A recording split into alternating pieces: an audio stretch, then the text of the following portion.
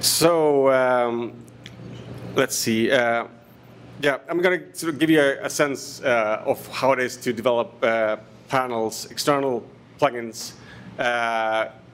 through our new kind of React capability. So this will assume some familiarity with React. TypeScript would help, but I think you will follow along if you haven't used TypeScript before.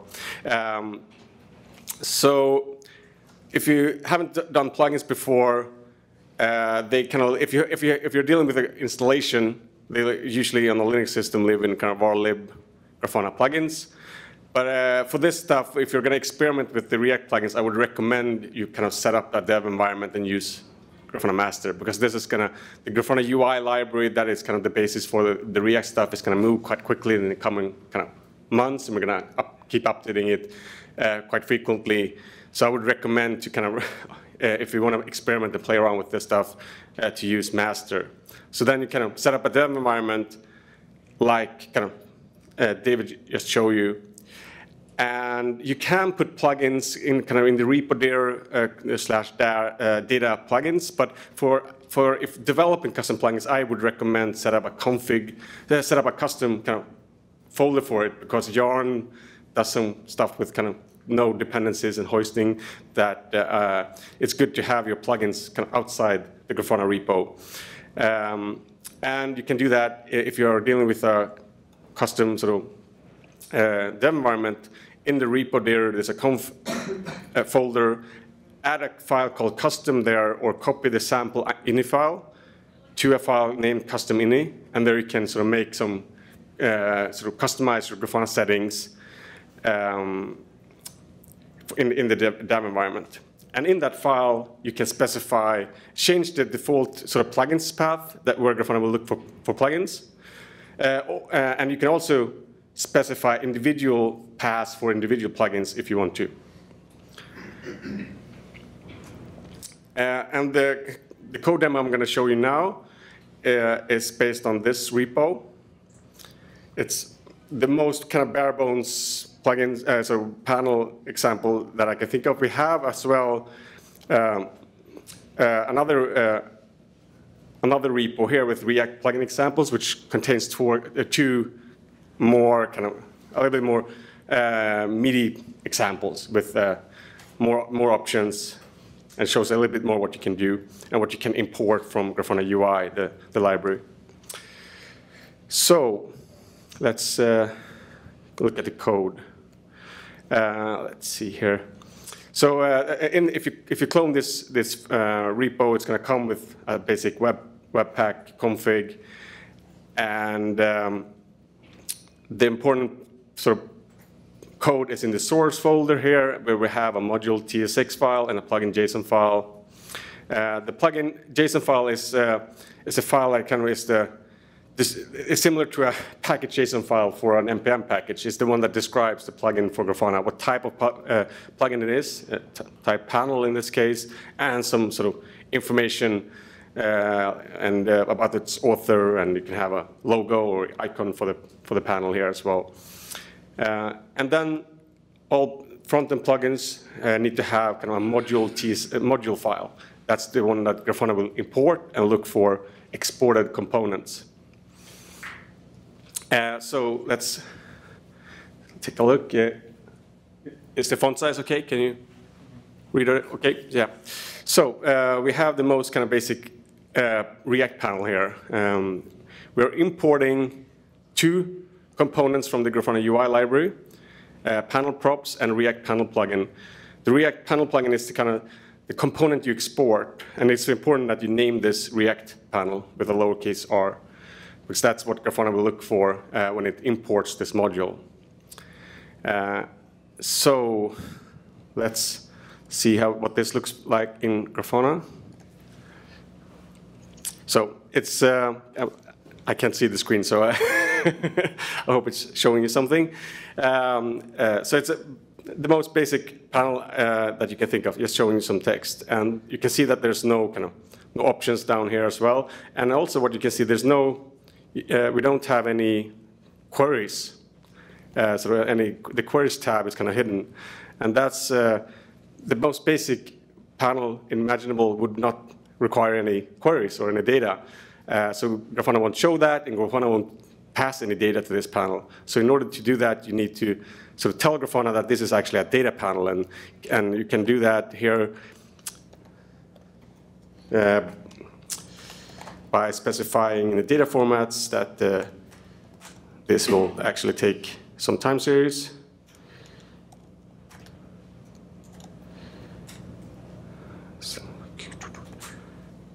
Okay, so let's see here. And when you make changes to plugin JSON, let's see, I need to do this as well. Trigger a build. And you need to restart Grafana server, because Grafana server kind of scans for plugins at startup, and this meta information about each plugin is also kind of preserved. So now we have a queries tab. Cool. And that's sort of how would we sort of in our panel look at the result of those queries. So what you can see here is that this panel props interface or type that we're importing here is actually sort of contains all the information about all the properties and types that Grafana will pass to this panel. And here kind of the real benefit of using TypeScript comes as you can sort of get IntelliSense and click on the types to actually see exactly what Grafana will send here. So let's take a look at the time series.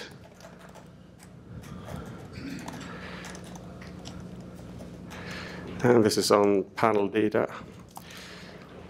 And I'm going to just copy a little bit of code here from my sheet file.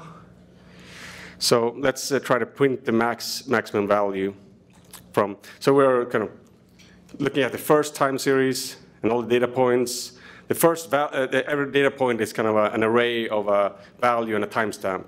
And in this case, we want the maximum value of all the data points in the first time series. This panel doesn't care about multi-series results, for example. I'm going to copy. No, let's show that here. And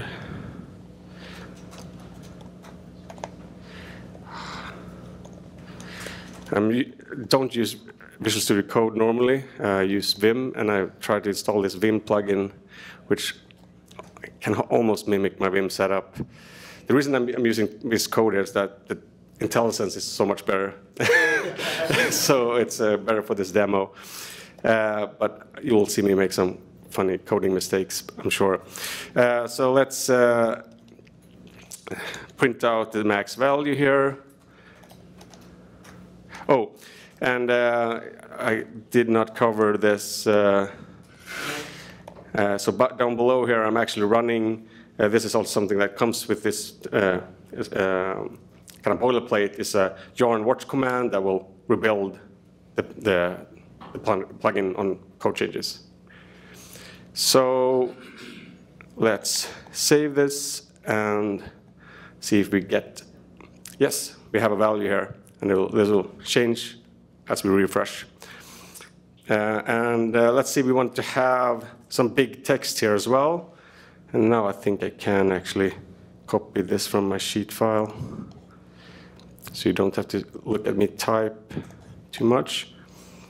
So let's say we want to have some big text here. And we want to configure, so be able to configure this text. But for now, just show hello. And we'll have hello there. But we want to have an option. You can see that we don't have any panel options here. Grafana says visualization has no options. So how can we change this? Well, maybe we should start by sort of creating a type for what kind of options we want. So let's define an interface here for my panel options. And this is not necessary. It's just so if you want to get more help from Visual Studio Code in sort of typings. So let's say we want an option that's called big text, and it's a string.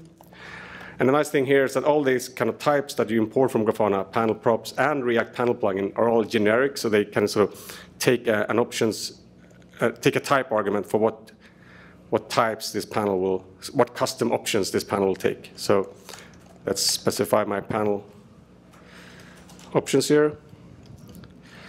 And now, if I were to type this props options, I would get IntelliSense for that type I've declared. So let's actually do this. We can do it here.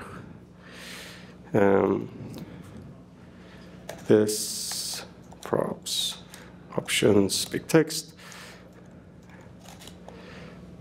And you'll see that it's empty. So what we can do now is tell Grafana about some default values for this option. So if you look at the type we're exporting here, React panel, you can look at what more we can do with a React panel in terms of kind of what we're exporting here. And you can have two functions here, set defaults and set editor. They sound interesting. So set defaults takes, here you can see that kind of the generic typing here is automatically detecting that this should be of the type that we specified at the top there. So let's specify a default value here.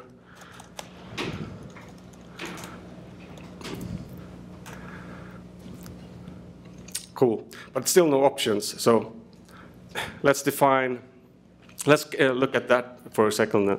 React panel set editor. So we can see from the IntelliSense here that, okay, this should be a React component, and it takes properties of a type called panel editor props. So let's copy this whole panel component here and call it my panel editor. And let's import that type that called panel editor props. Because it's a bit different from the panel props. I'll show you later what it looks like. And let's use that here. And let's just remove everything from the render and just return hello from editor. And now we have a very simple kind of React component here that is our options editor for this panel. And we can pass this into the set editor function here. Panel editor.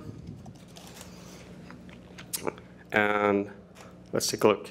So hello from editor. Doesn't look very good because if you look at sort of other components here, you can see we have these boxes around form groups. So let's take a look at how we can do that for our custom panel. And to do that, we need to import a React component called panel options group. There's one called grid as well that is used to get the kind of the grouping here. You see, and the gauge has three groups of boxes, and that's done from the grid component. But let's skip that for now. And now we can return this panel options group, my panel options. That's how would you spell that? And stop formatting. And then we kind of need some form components as well here. And this is kind of where we still have a ton of job to do in terms of sort of components in Grafana UI. There's not a lot of great sort of high-level kind of option components yet. But we have one basic one that's called form field, I think, that you can use to define an option here. So let's do that and call it big text.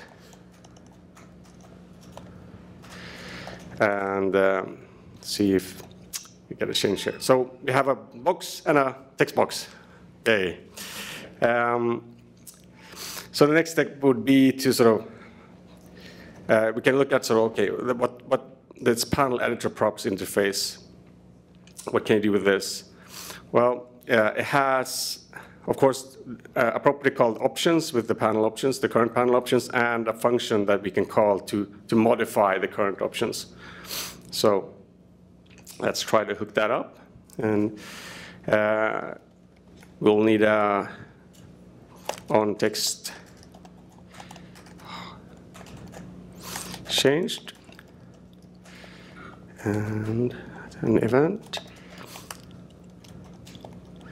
And we'll need to call that function on change and pass in the new options that we have updated.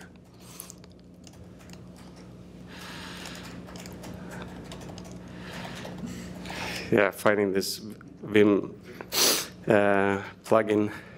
Okay, so we'll just copy the current. I'm sure if you're familiar with React or how you code JS today, everything is kind of immutable, so you have to copy everything you currently have, and then you want to modify this big text property with the current value of this text box, form field. And now we just need to hook this up and say on change, call this on text changed callback or handler. Okay, we have one thing missing there, but we can try, see if this works. Yay, it works. So the missing thing would be you need to pass in the current value here, and that's also something we get from, we could perhaps do this. Just do pass in this props options big text. Normally you deconstruct that at the top of the render function. So we have our panel editor. We can try to save this. So welcome. And let's, oh, not that one. Let's save this, see if it works. Yes, and we can look at the panel JSON here, and I'm not sure if you can see this. So the way we store options is a little bit different from the old way in Angular panels, and now everything kind of gets, all the options get stored in this options object instead of being mixed in with all the properties that Grafana will control, which makes it a little bit more sort of safe in terms of future changes to Grafana that won't conflict with your panel plugin, which is a problem with our Angular architecture, where panels can store and modify anything in the panel model. And now we have some more control over that. So what more can we do here? So the cool thing, I'm not sure exactly sort of how people will use this, but the cool thing that I am excited about is that you can import sort of not only kind of basic form options, you can actually import, let's say the gauge component from Grafana, and the graph component as well, or the threshold editor you saw me demo yesterday, and use that in your own plugins and panels as well. So the gauge panel, I could use just hook that up. I need to specify height. Just need to make sure how we're doing on time. So all these panels get passed at some kind of dimension. So we have if you want to take up the full width, if you check out the panel props, you can see that every panel gets passed its width and height. And also, if you have options that could contain template variables, we have a function called onInterpolate that can sort of interpolate that string. So let's see here. But now we just want to get this gauge working, and let's specify height 200, width 200, and the value should be the max we're showing here, max value. And this gauge also needs some thresholds, and I think I will copy that from a sheet here because that is a pain to write. So I'm specifying 2 thresholds here, a base threshold for like the base color for any sort of negative infinity basically, and just one other threshold. See if this gets formatted. Can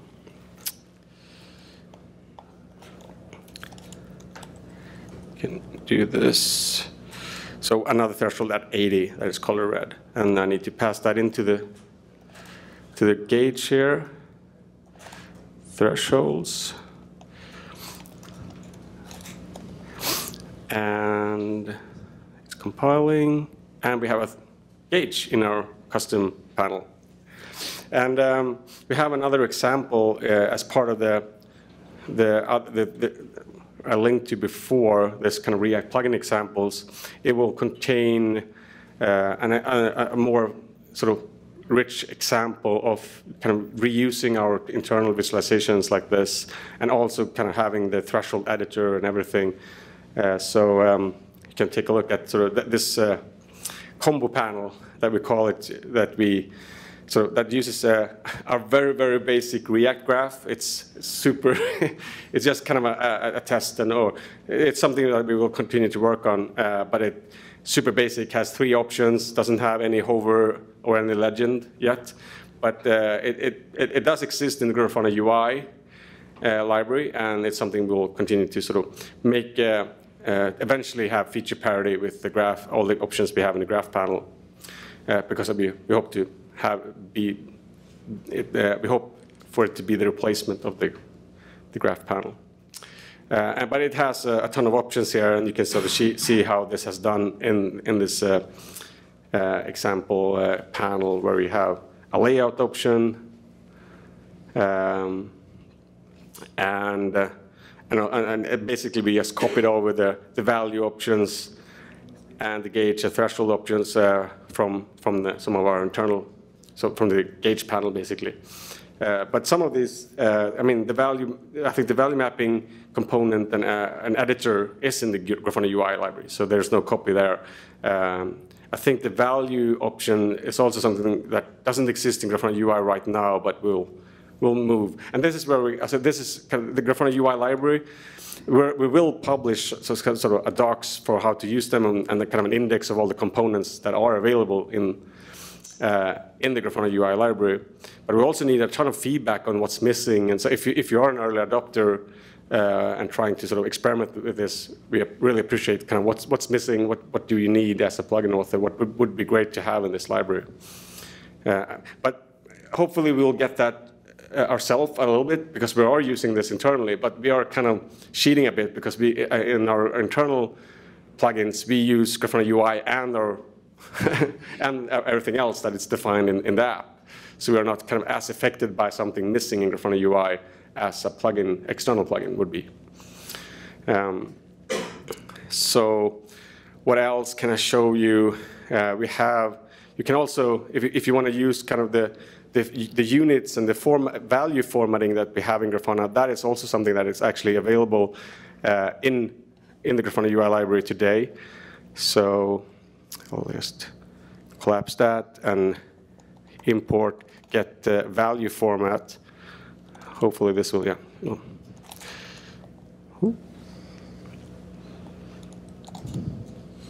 So get value format, we can use that and try to get like a MS value func, and get value format for, and here we can specify our unit names as like millisecond or any of unit names. This will hopefully also get some documentation of what the unit names are for. Everything you can pick in the unit picker would be available here, and they have kind of an ID basically. This is not what you pass in here is not the friendly name; it's the ID for the unit. And then we could use that instead of just showing the max value here. We could use the value func, and and you can see here you get some IntelliSense, saying that the first argument is a decimal value. So let's say you want two decimals there. And this is wrong. Oh, before I leave this, one of the other example panels is an RSS panel. So there you could sort of see how to do something that sort of, it's more like a React demo than maybe a Grafana demo, because it will use kind of component mount and fetch and use an external or NPM package to fetch an RSS feed and show that. But let's go back to this, and now you can see that we have the formatting here, 2 decimals with a millisecond suffix. And if we change the values here, you can see that all the scaling that is applied to that unit will be applied here as well. So 1.67 minutes. So is there any kind of question? I think this is sort of the basics that I've sort of prepared to show you of kind of where we are with external React panels. Of course, there's a ton more to sort of detail here. If we have some utility functions for processing time series, we need to add more maybe utility functions for processing thresholds and evaluating them to sort of make sure that that is not duplicated in every external plugin. But I think the basics are here to start experimenting with this and giving us feedback. Are there plans to allow panels to write new panels onto the dashboard, so dynamic panels, either in Angular or in React? Not yet, but I think what could be something so experimenting with what could warrant an experiment would be at least a panel that could modify its dimension and properties or its placement, but a panel that could generate another clone itself. Or dynamically build a dashboard? Yeah. I think for use cases like that, we're looking at sort of not being done by a panel itself, but more like where at least I have this vision of reinventing scripted dashboards in a very new light, where you have queries that generate a dashboard layout. So one of the sort of core things about this architecture is that the panels themselves are very kind of they're separated from the query execution. They just get fed data. And one of the main goals or payouts of this is going to be to have a new type of dashboard where the queries are totally separated from the panels, and the queries kind of drive or generate a layout through some kind of DSL or scripting language. That is at least one of my sort of pet projects that I would like to do sometime in the next 2 years or 1 year, I don't know. Because then you could really do a dynamic dashboard, like so have conditionals that, so if this query doesn't, or series is not below this value, don't show a panel at all, or if it is above a specific value, show a big text, or so you can really make a dashboard change dynamically based on what the queries return. Yep. So, like you showed, like whatever you're changing in the edit box is actually getting changed on the panel. Yeah.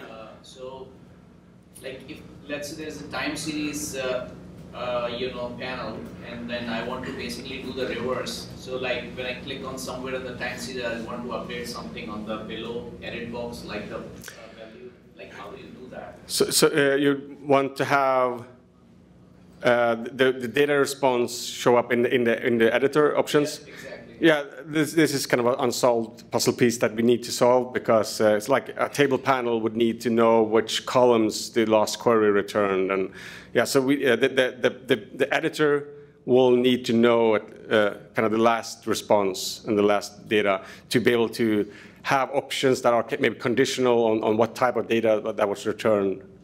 I think you guys are already doing that for alerting tabs. Like I saw, like when you are showing the chart at the top and you click somewhere and then it populates it below. Yeah, yeah. But I don't know, it's not exposed in the plugins. To be clear, for all of the Angular version of it, you have access to anything. Yeah. You can write whatever. You could write new dashboards. You can do Yeah. whatever. from there. What he's showing is like, okay, we're gonna fix that and make it a well-typed thing where we know what variables are there. So in Angular, you have access. It's all just sitting there, but it's not documented. It's not. Yeah. But you can kind of inspect what variables are there, put it to a log, and you have access to it. So yeah. But what also is going to change a lot is this kind of panel props interface that defines what data the panel gets and what it can do. So what we'll add here as well is a lot of functions like this on Interpolate where a panel can interact with the rest of the world in terms of saying, I want to change the time range. That's not something we can do today, but something like a graph panel will need to do to zoom in.